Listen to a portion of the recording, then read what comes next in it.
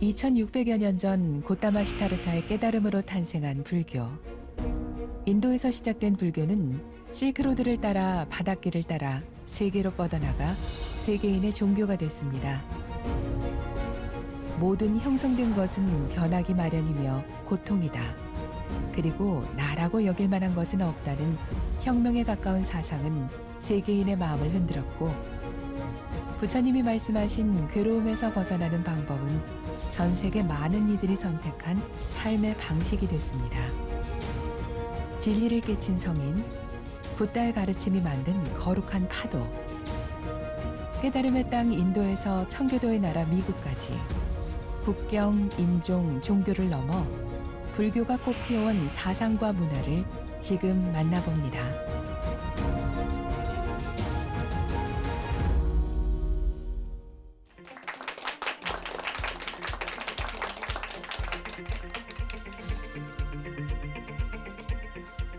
여러분 안녕하십니까? 이번 시간에는 대승불교라고 하는 주제로 말씀드리도록 하겠습니다.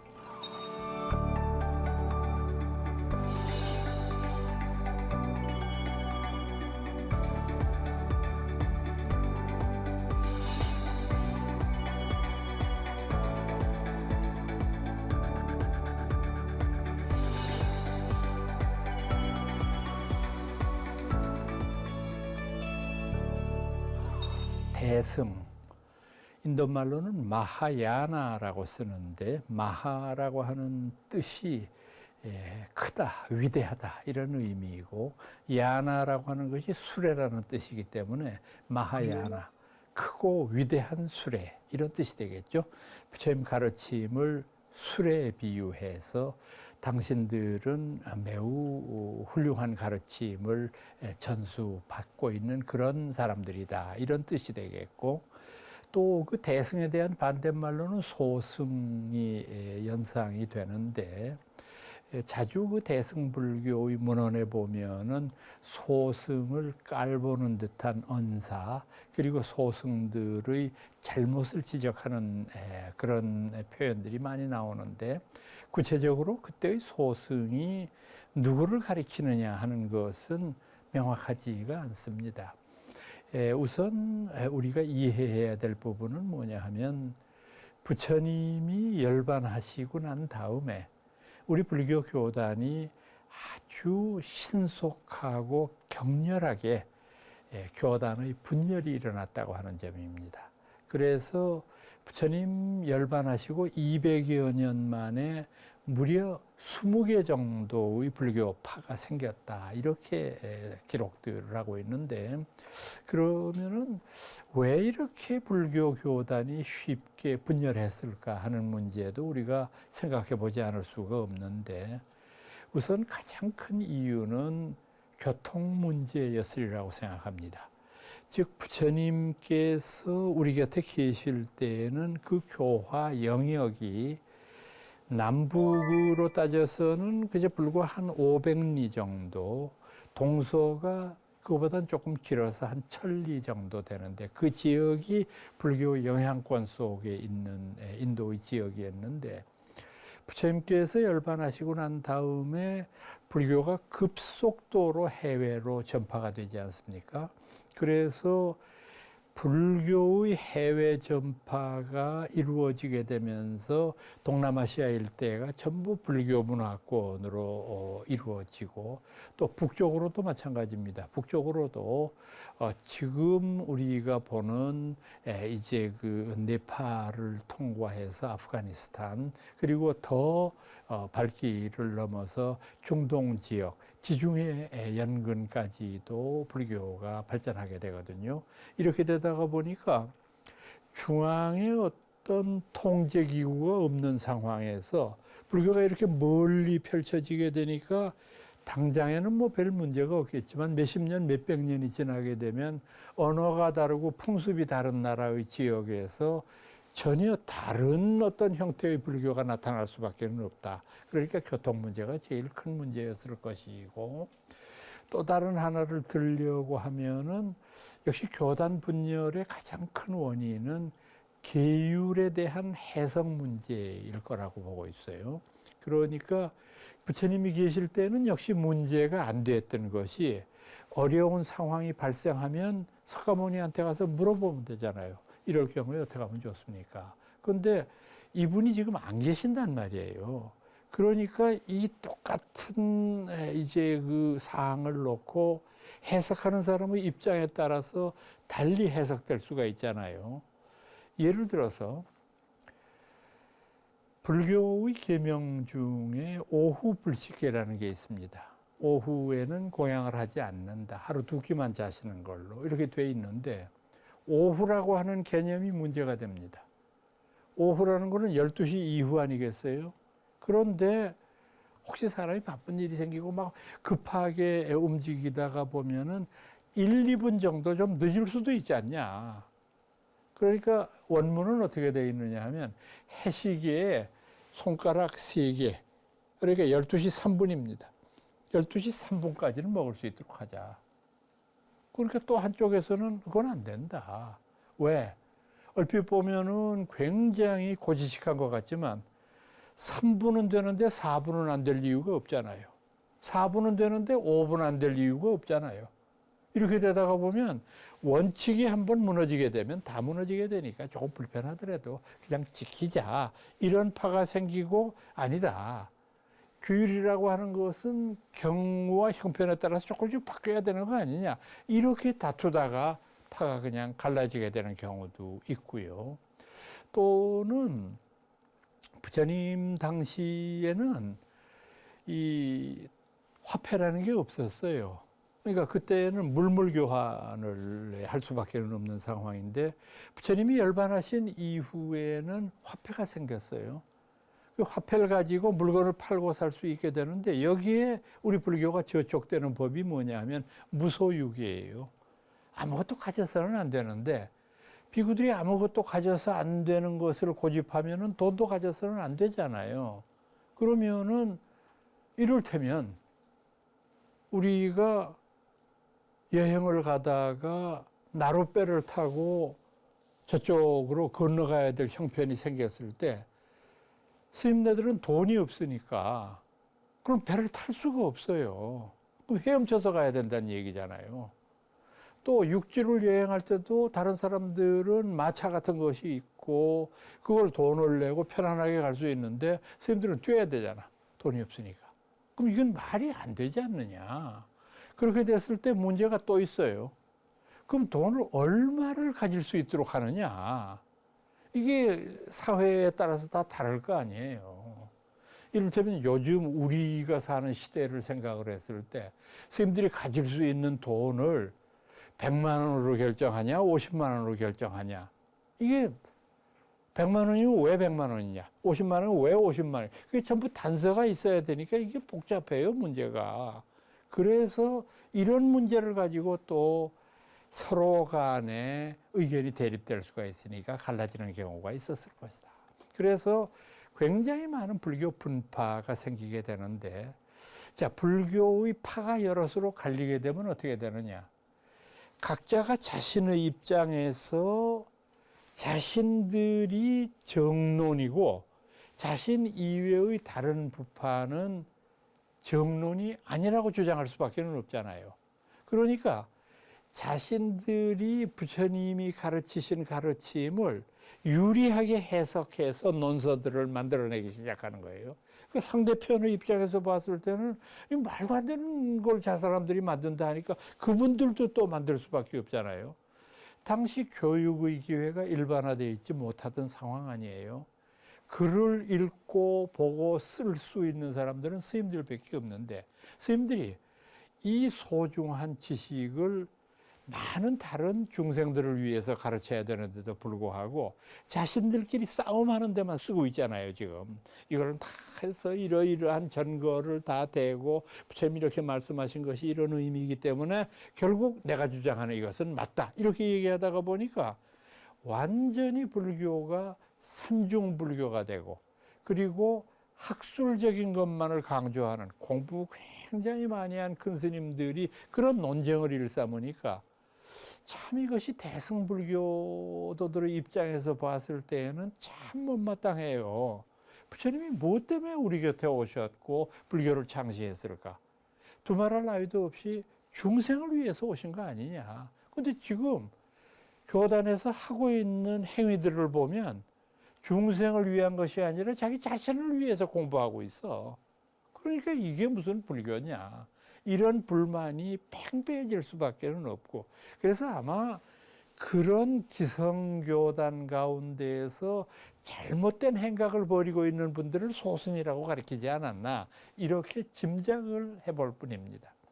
다만 이 기회에 여러분들이 꼭 한 가지 기억하셔야 될 것은 뭐냐 하면 우리나라 사람들이 동남아시아의 불교를 소승불교라고 부르는 분들이 있는데 그건 아주 망발이에요.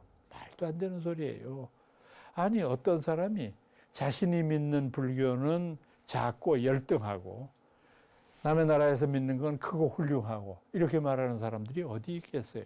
그러니까 그것은 아주 잘못된 표현이고 우리는 점잖은 표현이 있잖아요. 동남아시아 쪽의 불교는 장로불교라고 불러드리는 것이 맞습니다. 장로, 큰 스님을 가리키는 말이거든요. 그래서 이분들은 우리 서가모니 부처님께서 정한 그 법을 아주 잘 지키고 계시고 또 그 가르침을 온전하는 훌륭한 분들이다 해서 테라바다 부디즘, 아주 장로불교라고 불러드려야지 이걸 소승이라고 부르는 건 아주 잘못된 표현이라는 말씀을 드립니다. 자, 그러면 이 대승불교가 언제 어디서 누구에 의해서 주도되었는가? 참 저희들이 이 문제는 간단하게 그 대답해 드릴 수가 없을 정도로 복잡한 문제가 있어요.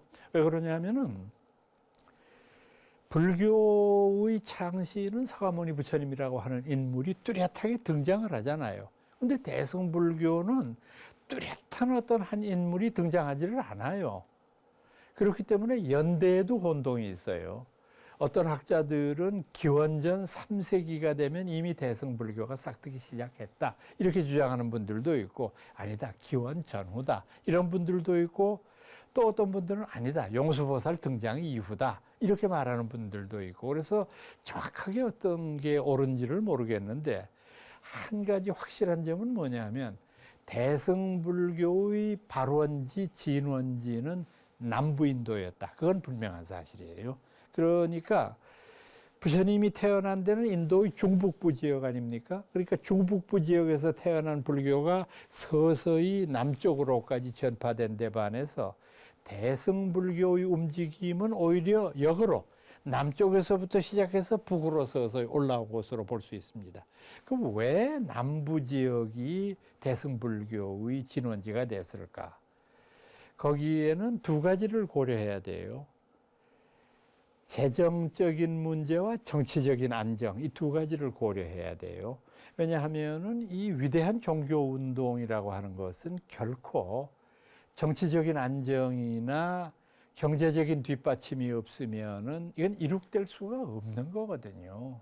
사람들이 먹고 사는 것에 혼입팔려 있는 상황에 어떻게 우리가 종교적인 어떤 개혁을 논의할 수 있습니까? 그런데 중부, 북부 인도에 비해 봤을 때 남부 인도는 굉장히 정치적인 안정이 오래전부터 이루어 왔어요. 그 까닭은 뭐냐면 여러분 인도 지도 한번 머릿속으로 연상해 보세요. 인도의 그 북부 지역은 아주 옛날부터 많은 이민족들의 침입이 자주 있었어요.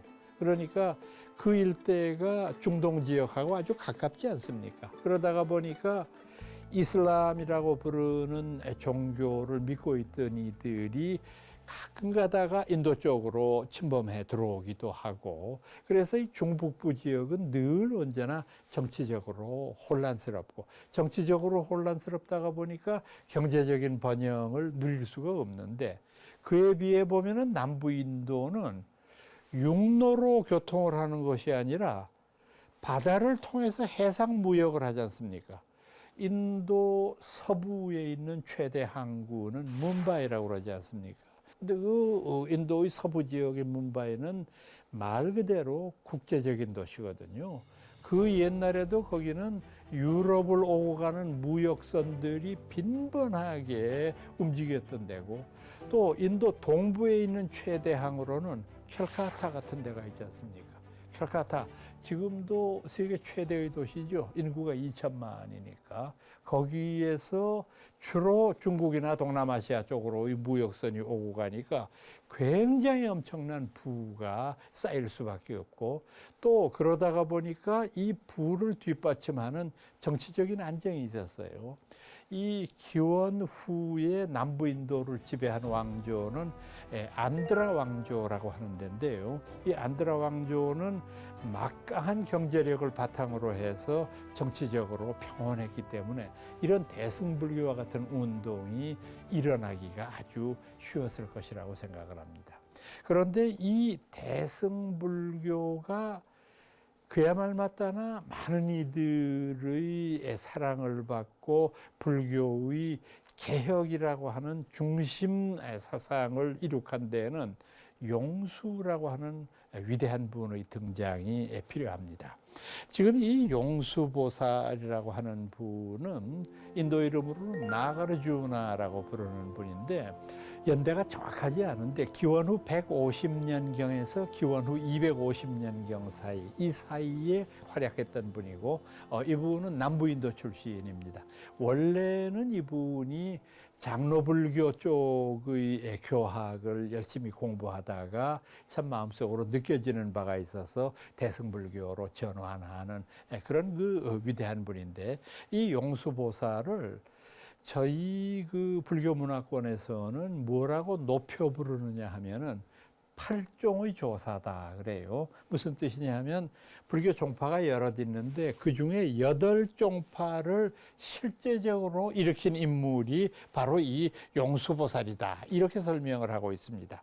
이분의 고향이라고 믿어지는 남부의 나가르주나 콘다의 모습입니다. 그래서 이곳에서부터 태어나셔서 대승불교를 일으키기 위해서 참 큰 힘을 부린 그런 분이다라고 생각을 할 수 있는데, 이분의 가르침의 핵심은 뭐냐 하면 금강경이나 반야심경 같은 데에서 강조하고 있는 공이라고 부르는 사상입니다. 여러분 이제 이 부분 잘 이해를 하셔야 돼요. 반야공이라고 하는 것의 의미를. 왜 그러냐 하면은 대부분이 용수보살이 말씀하신 이 공이라고 하는 것을 허무로 해석을 하거든요. 허무하다, 아무것도 없는 것이다. 물론 표면적으로 이렇게 보면은 그 말씀이 맞는 듯이 보이기도 해요. 용수보살은 공을 말씀하실 때 삼공을 말하거든요. 공이 3가지가 있다.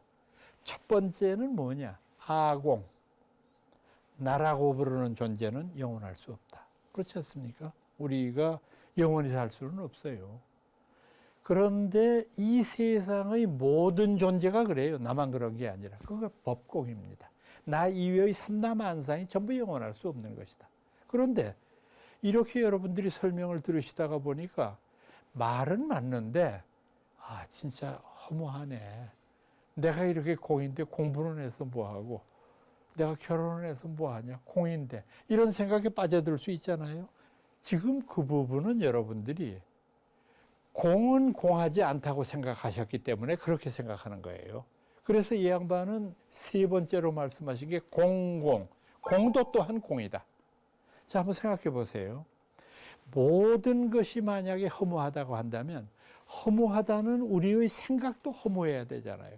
근데 우리는 모든 게 허무하다고 생각하면서 그 허무하다는 생각은 허무하지 않다고 생각하면서 모든 것이 무라고 생각을 하는 거죠. 이건 잘못된 사고방식이다. 그러니까 공공이라고 하는 3공까지 설명을 하게 되는 것에 용수보살의 공에 대한 진면모가 드러나는데, 우선 여러분들이 단적으로 공을 허무한 것으로 해석할 수 없는 이유가 뭐냐면, 지금 설명해 드린 대로 아무것도 없는 거라고 한다면 우리가 없을 무자 쓰면 돼요. 그렇잖아요. 무. 근데 공자 쓰면 그 뜻이 다르다는 말이잖아요. 무하고 공은 다르다는 말이잖아요.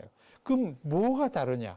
지금 여기서 공이라고 쓴 글자는 인도 말에 슈냐따라고 하는 말을 옮겨서 쓴 것인데, 슈냐따라고 하는 말의 뜻은 뭐냐 하면 모든 이 세상의 것들은 없어질 수밖에 없는 것이지만 그 소멸이라고 하는 것을 통해서 또 다른 어떤 새로운 이어짐이 있을 수 있다는 것을 내포시키고 있어요.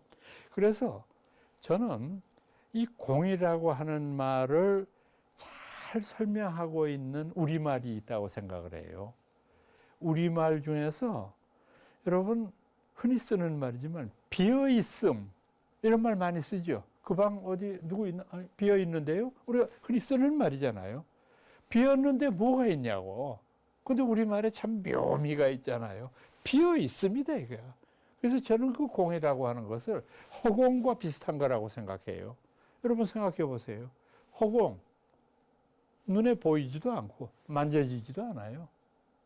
그럼 허공은 없는 거냐? 그렇지는 않잖아요. 있잖아요, 허공이라는 게. 그러니까 허공이라고 하는 건 분명히 있지만 없잖아요. 전혀 보이지 않는데. 이게 바로 공이라고 하는 거다. 이렇게 여러분들이 이해하시면 좋습니다. 그래서 대승불교 운동의 초기를 진작시킨 인물은 바로 용수보살이다. 그래서 팔종의 조사라고 하는 그 위대한 이분에 대한 수식어는 조금 더 과장이 아니라 조금 심하게 표현하면 서가모니 부처님 이래로 가장 위대한 분은 용수보살이라고 봐도 무방합니다. 지금 말씀드린 그 어려운 작업을 성공적으로 수행했기 때문입니다. 이 용수보살 이후에 등장한 사람이 무착세친이라고 부르는 사람인데, 무착, 아상가라고 부르는 분이고, 세친, 바수반두 이렇게 부르는 분인데, 이 두 분은 지금 보고 계시는 대로 페샤와르 출신입니다. 페샤와르는 상당히 북인도에 속해 있거든요.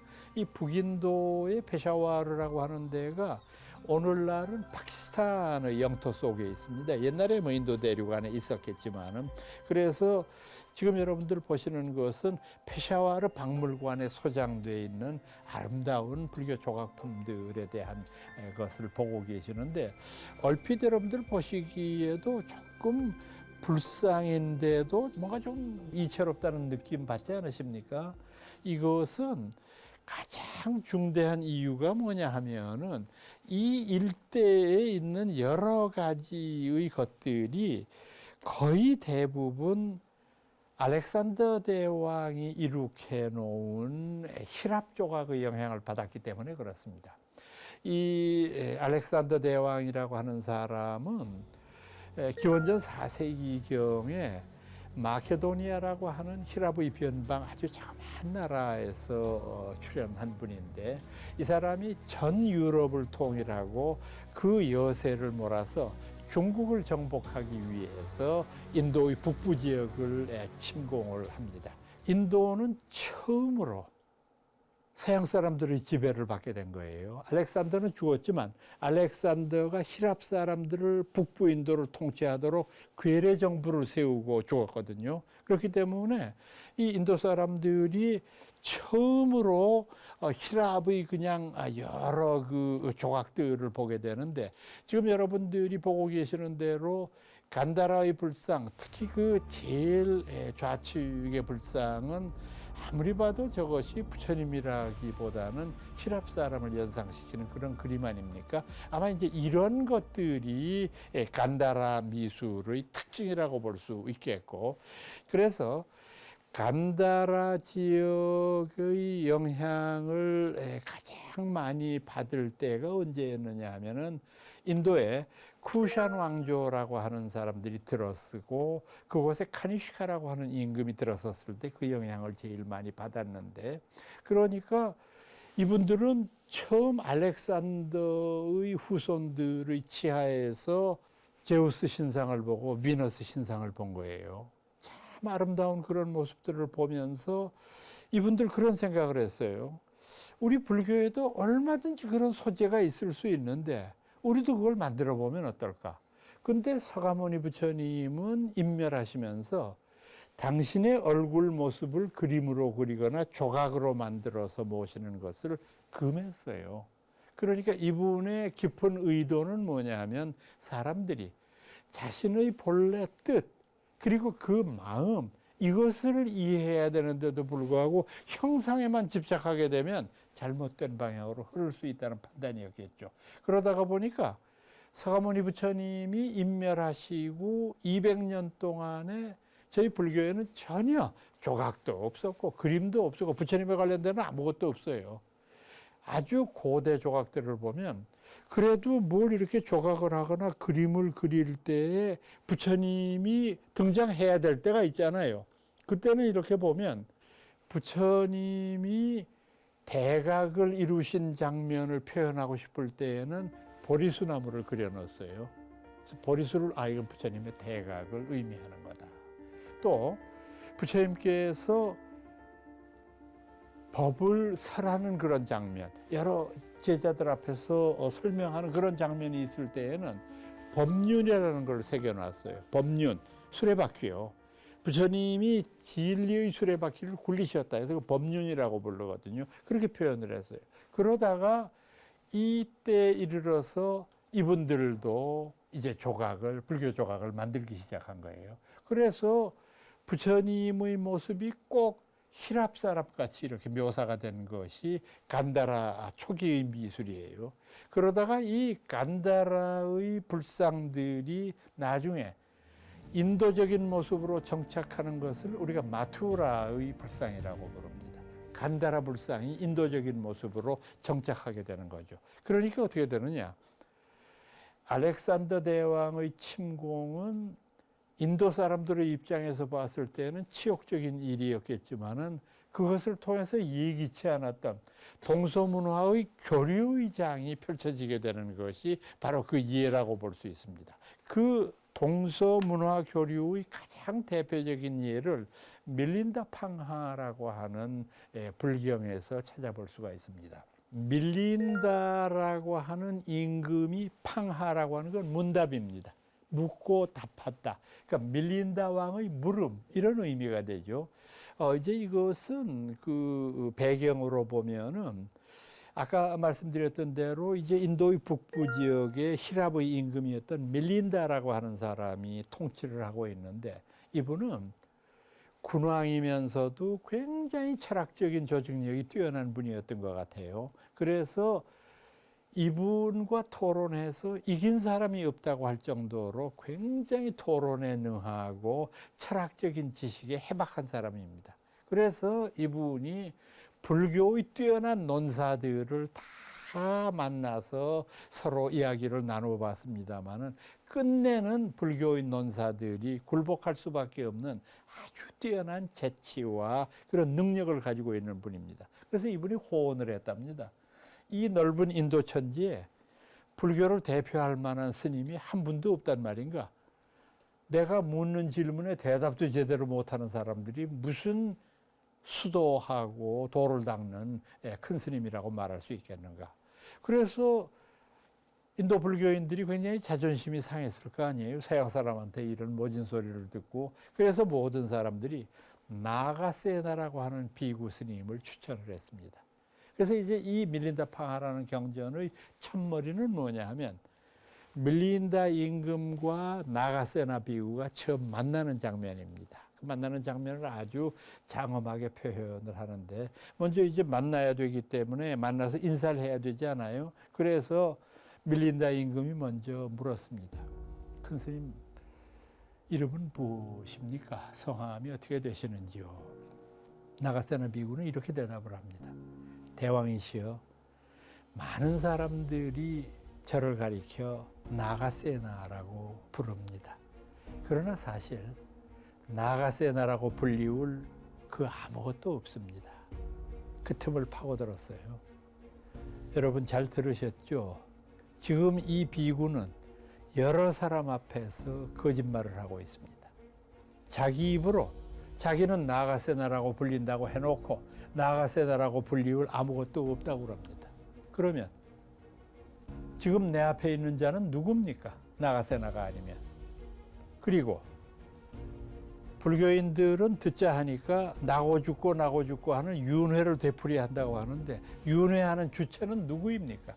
이 비구는 거짓말을 하고 있습니다. 그래서 나가세나 비구가 다시 맞받았습니다. 제가 대왕께 다시 여쭤보겠습니다. 대왕님은 저를 만나기 위해서 뭘 타고 오셨습니까? 예, 제가 말이 이끄는 수레를 타고 왔습니다. 그럼 제가 다시 여쭤보겠습니다.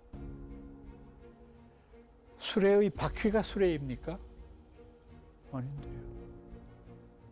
수레의 말을 때리는 채찍이 수레입니까? 아닌데요. 수레를 끄는 말이 수레입니까? 아니죠, 그거는. 제가 물은 것에 전부 아니라고 대답했으니까 수레라는 건 없는 거네요. 그러니까 제가 분명히 말씀드리지만 그 많은 것들이 일시적으로 모여 있을 때 사람들이 수레라고 부릅니다. 근데 영원하지는 않아요. 그것들은 언젠가는 흩어져 버리고 마는 것입니다. 이제 1라운드입니다. 이렇게 해서 이제 시작을 하면서 무려 90여 가지가 넘는 질문과 토론을 통해서 밀린다 임금을 교화시키는 장면인데 참 어떤 것은 2000년 전의 작품이라고는 도저히 믿어지지 않을 정도로 현대적인 감각을 가지고 있는 이런 것을 많이 느끼게 하는 불경이에요. 바로 이제 이와 같은 동서문화의 교류가 펼쳐지게 되는데 그 다음에 지금 여러분들에게 말씀드리려는 부분은 뭐냐 하면은 이 인도에서 가장 유명했던 불교 대학은 나란다 대학입니다. 이 나란다라고 하는 지역은요, 지금 인도 중부 비하르주의 수도인 파트나라고 하는 데서 멀리 떨어져 있지 않은 나란다라고 하는 지역이 있습니다. 그곳에 세워진 대학인데 기록에 의하면은 이 나란다 대학에 가장 번성했을 때에는 공부하는 스님들의 숫자가 5만 명이었다고 기록을 하니까 참 대단하지 않습니까? 중국 사람 중에서 최초로 인도를 다녀온 분은 법편이라고 하는 스님이 있어요. 이 법편 스님이 쓴 책은 불국기라고 하는 책이 있고요. 그 다음에 두 번째로 인도 유학을 성공시킨 이가 현장법사입니다. 현장이라고 하는 분이 대당서역이라고 하는 책을 썼고 아마 현장대사는 여러분들한테 손오공이 선생으로 더 잘 알려져 있을 거예요. 뭐 저팔계하고 뭐 이렇게 하는 아주 이 넌픽션적 요소가 강하지만은 그것은 일종의 현장법사가 중국 서안을 출발해서 인도까지 갔던 그런 그 여행기지이고요. 그 다음에 우리 해초 스님의 왕호천축국전 같은 저술은 세 번째의 인도 기행문입니다. 그래서 세계의 대표적인 이제 인도 여행기에 우리나라의 해초 스님의 글이 포함이 되어 있는데 이 해초 스님의 글, 이 왕호천축국전은 불행하게도 이게 발견된 부분이 중국의 서쪽 끝자락인 돈황이라고 하는 데서 발견이 됐군요. 이분의 저술이. 그런데 이걸 발굴한 사람이 영국 탐험대였던 펠리오라고 하는 사람이고 이 사람이 그것을 영국으로 가지고 가서 그곳에서 전시를 하고 있기 때문에 지금 이 우리나라 스님이 쓴 이 소중한 저술들을 우리가 우리나라로 모셔오지 못하는 그런 안타까움이 있습니다. 그리고 지금 여기에서 구법승들의 경로를 잠깐 이렇게 언급을 했는데 우리가 주로 이제 출발했던 지역이 옛날엔 장안이라고 불렀죠. 요즘은 쉬안, 서안이라고 부르는 지역입니다. 여기가 우리나라 경주 비슷한 데죠. 당나라의 500년 수도였으니까 이 장안에서 출발을 하게 되면 란쪽, 난주라고 하는 데를 거쳐가지고 하서화랑을 지나고 계속해서 조금 전에 말씀드렸던 돈황에 닿습니다. 여기까지가 중국 영토입니다. 그리고 이 돈황에서부터 다시 서쪽으로 건너가게 되는데 가장 힘들고 어려운 데가 이 타클라마칸 사막을 건너는 일입니다. 타클라마칸 사막은 현지의 언어로 생자불환, 살아있는 사람은 그 땅에 들어갔다가 돌아오지 못한다라고 하는 그런 악명이 높은 지역인데, 이 타클라마칸을 지나서 타림 분지를 지나고 쿠차를 넘었으면은 카슈가르라고 하는 데 도착하거든요.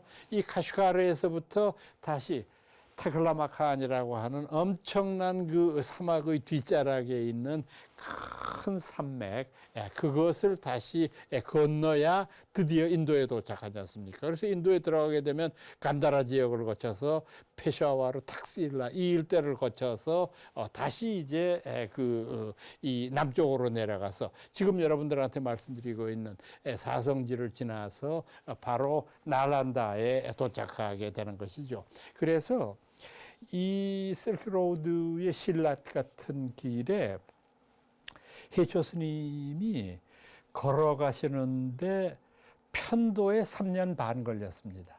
편도에. 그러니까 왕복 합하면 7년이 걸리신 셈이죠. 인도에서부터 돌아오는 게. 이 많은 분들이 걸어가면서 그곳에서 겪었던 어려움, 그곳에서 만났던 사람들, 그곳에서 만났던 엄청난 변화들, 이런 것들을 다 겪으면서 갔다 왔다 하셨기 때문에 이분들이 겪었던 그 경험은 우리가 뭐로도 바꿀 수가 없는 위대함이 아니겠습니까? 그런데 이 앞서 말씀드렸던 법현 스님부터 시작해서 현장 스님, 우리나라의 해초 스님 이 세 분이 인도로 갔던 가장 큰 목표는 성지순례겠지만은 그 다음 목표는 바로 나란다의 대학에 입학하고 싶었을 거예요. 그래서 나란다 대학에 가기 위해서 그런 엄청난 일들을 자행했던 것이죠. 자, 이제 이렇게 그 인도에서 대승불교가 서서히 싹터 오다가 이 대승불교도 굉장히 어려운 고비를 맞게 됩니다. 그건 뭐냐면 바로 인도 대륙의 이슬람을 신봉하는 무슬림들이 침공하기 시작한 건데, 이 무슬림들의 침공은 아주 간헐적으로 기원 후 7, 8세기부터 시작을 해서 10세기가 되면은 상당히 많은 그 영향을 줬던 걸로 저희들이 보이는데, 그러면은 여러분들 보세요. 이 이슬람 교도들이 인도 대륙을 침입해 오기 위해서는 육로로 오는 수밖에 없는데, 육로로 오다가 보면 인도 대륙의 입장에서 봤을 때 제일 피해를 많이 보는 데는 북부 지역이잖아요. 바로 직접적으로 이슬람 교도들의 침입을 받으니까. 또 이 무슬림들은 절대적으로 우상 숭배를 배격하는 사람들입니다. 그래서 세계의 4대 종교 가운데에서 신상을 인정하지 않을 뿐 아니라 이를테면 십자가 같은 상징물도 인정하지 않습니다. 이분들은. 그것 다 우상이라고 생각해요. 그래서 이슬람의 사원을 모스크라고 부르지 않습니까? 여러분들 모스크 안에 들어가 보신 적이 있는지 모르겠는데, 모스크 안에 신발 벗고 이렇게 들어가 보면 그 신전의 제일 가운데 아무것도 없습니다. 십자가도 없고 불상도 없고 아무것도 없고, 다만 거기에는 해 알라, 오 진리여 이렇게 쓰여 있어요. 그것 이외에는 아무것도 없어요. 그래서 사실은 여러분들이 이슬람이라고 하는 종교도 너무 일부만 보고서 안 좋은 면만을 부각시키는 그런 그 생각들이 있는데, 이슬람이 그렇지 않습니다. 참 종교 자체로는 멋쟁이 종교예요. 그러나 이슬람이 침공하면서부터 15세기, 16세기 초반에 이르게 되면 이미 전체의 인도에 무굴 제국이라고 하는 것을 세우는 이런 그 일이 벌어지게 됩니다. 이거는 정치적인 변화일 뿐만 아니라 많은 인도 사람들이 이슬람으로 개종하게 되는 계기를 이루게 됩니다. 그래서 대승불교가 굉장히 인도 대륙에서 위축되는 그런 결과가 되고, 아까 여러분들 보셨던 나란다 대학이 13세기 초반에 무슬림들의 방화에 의해서 잿더미로 돌아가는 것은 거의 결정타였다고 볼 수 있는데, 이렇게 되다가 보니까 인도 대승불교의 후반부에 밀교가 등장하게 됩니다. 밀교는 딴트리틱 부디즘이라고 하는 그 표현을 쓰는데 비밀스러운 불교라는 뜻이 되는데 이것은 부처님의 깨달음을 언설과 또 그분의 깨달음을 우리들의 행동에 의해서 표현한다라고 보는 이런 사고방식이기 때문에 밀교라고 부르는 거고 이 밀교는 주로 티베트 지역에서 많이 전파가 되었습니다. 그래서 오늘날에도 티베트 불교는 우리가 밀교의 전통을 간직하고 있는 곳이라고 하는데 지금 밀교의 탱화를 보세요. 거의 대부분이 원형으로 표현이 되어 있죠. 이런 것들을 만달라라고 부릅니다. 그러니까 만달라라고 하는 모습은 부처님의 깨달음을 형상으로 표현해보는 이런 아름다운 미술들이 등장하게 되는 것이죠. 그래서 그 많은 밀교가 펼쳤던 그 본원지가 어디냐 하면 티베트에 있는 포탈라궁이죠. 이 티베트의 라샤라고 하는 데에 있는 그 포탈라궁은 아주 그 높은 산 위에 아름답게 묘사가 되어 있는 데인데 원래 이제 달라이라마 성하도 여기 출신이죠. 이 포탈라에 계시다가 이분이 이제 중국의 압제를 피해 가지고 이제 지금 인도의 다람샤라로 이제 그 옮겨오신 그런 케이스가 되는데 이분이 지금 달라이라마 존자 뭐 다 아시는 분들이 많으시고 어떤 의미로 보면은 굉장히 그 현대의 불교를 대표할 수 있을 정도로 좀 속된 표현으로 하면 이 어른은 불교계의 스타입니다. 완전히 그냥 뭐 모든 사람들의 존경을 모으고 있는 분인데 지금 달라이라마의 지부는 세계 여러 나라에 다 있습니다. 미국에는 2군데나 있고요. 일본에도 있고 타이완, 대만에도 있고 독일, 스웨덴 거기 전부 달라이라마의 지부가 있을 정도로 세계적인 그런 이 지명을 가지고 있고 자 이제 이렇게 해서 서서히 인도의 불교가 몰락하게 되는데 저는 그 인도 불교의 몰락에 대해서 여러 불교학자들의 견해가 있지만은 일본의 위대한 불교학자였던 나카무라 하지메라고 하는 사람의 표현이 제일 적합하다고 생각을 합니다. 이분은 인도 불교의 몰락을 뭐라고 설명을 했느냐 하면 사람의 죽음에는 타살이 있고 자살이 있고 또 마지막으로는 늙어서 죽는 노년사가 있는데 인도의 불교는 자살도 아니고 타살도 아니다. 이건 자연사다. 늙어서 죽은 거라고 볼 수밖에 없다. 이 말의 뜻이 뭘까 생각해 보세요. 인도의 불교가 무슬림의 침공 앞에서 첫째 무력했고 평화만을 내세우면서 대항을 하지 못했고 그 다음에 이분들의 잔존 세력이 남쪽으로 피신했을 때 남쪽에는 인도의 민족 종교인 힌두교가 버티고 있거든요. 그 힌두교에서 불교인들에게 힌두교로 개종할 것을 요구하죠. 우선 이유가 뭐냐면 힌두이즘의 입장에서 봤을 때 불교가 못마땅했던 것은 첫째 이 사람들이 베다나 우파니샤드의 권위를 인정하지 않아요. 불교가. 제사 드리고 뭐 하는 것들에 대해서 별로 달갑게 생각을 안 하고 또 베다나 우파니샤드 같은 데에서 강조했던 사성제의 사회계급 이것도 불교에서는 부정해요. 그러니까 힌두교 입장에서 보면 불교는 상당히 비인도적인 종교예요. 인도의 모든 사람들이 믿고 있는 이런 것들을 배척하니까. 그래서 이분들이 당하고 있는 고통을 우리가 맡아줄 테니까 우리 안으로 개종해라. 이렇게 표현하게 되는 거죠. 이제 그러다가 보니까 이 인도의 불교가 16세기 이래로 서서히 인도 땅에서 자취를 감추게 되는데 이와 같은 인도의 불교를 부흥시키려고 하는 새로운 운동들이 싹트게 됩니다. 그건 바로 암베드카르라고 부르는 사람입니다.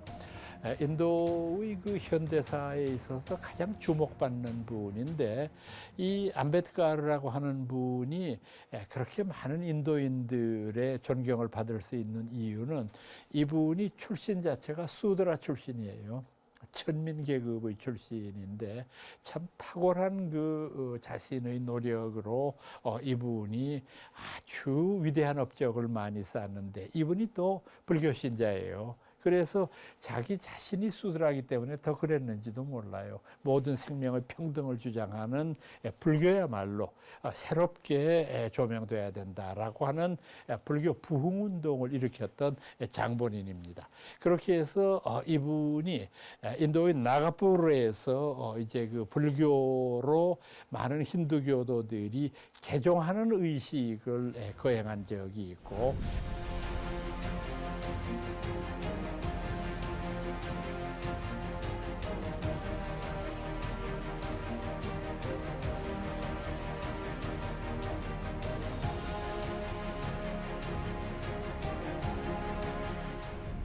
그래서 지금 현재까지의 상황으로만 봤을 때는 인도에서 불교가 다시 일어날 수 있는 가능성은 굉장히 농후하다고 보지만 두드러지게 눈에 띄는 것은 아직 보이지 않는데 그럼에도 불구하고 저희가 인도 불교가 다시 일어날 수 있다고 하는 확신은 있습니다. 왜냐하면 인도가 21세기를 사는 지금까지도 여전히 사성제의 계급 속에 신음받고 있는 형국이기 때문에 이런 불교의 선언은 굉장히 많은 호응을 얻을 수 있다고 보고 또 이런 것들이 점차 구체화되고 있는 몇 가지의 표징들이 있는데 우선 아까 말씀드렸던 나란다라고 하는 곳에 나란다 국제대학을 지금 세우려고 인도 사람들이 노력을 하고 있습니다. 그래서 이분들은 저희들한테는 어떻게 표현하느냐 하면 그 옛날 당신네 나라의 고승들이 우리 인도에 와서 불교를 배워갔다고 하면 지금은 역전이 되어서 우리가 오히려 당신들로부터 불교를 배워야 할 때가 되었다.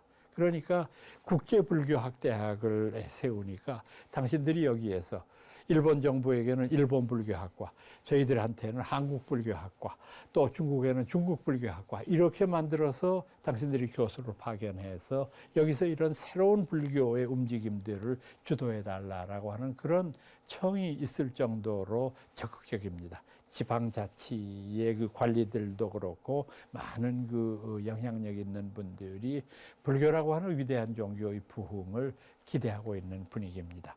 아마 이러다가 보니까 조만간에 얼마 지나지 않아서 이 사라졌던 인도의 불교가 다시 소생하고 싹을 움트는 그런 계기가 마련될 거라고 생각합니다. 오늘은 여러분들께 인도 불교 가운데에서 특히 대승불교를 중심으로 해서 인도 불교의 멸망까지 말씀을 드렸습니다. 여러분 끝까지 경청해 주셔서 고맙습니다. 다시 다음 기회에 뵙도록 하겠습니다. 여러분 안녕히 계십시오.